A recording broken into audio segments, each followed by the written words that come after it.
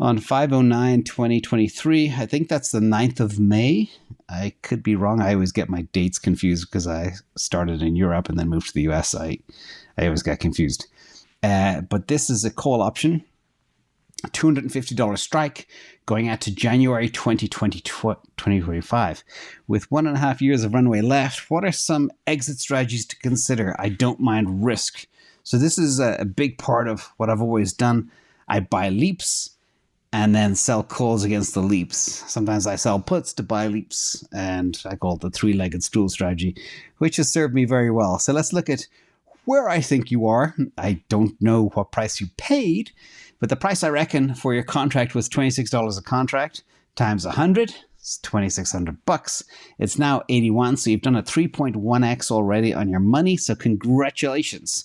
The question is, where is this option going to go? And how can you generate more money? So if you look at the zoom out chart of Tesla, this is basically what I do.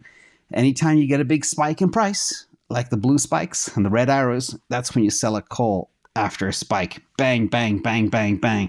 6 times you would have been able to sell a call and generate a very, very good returns.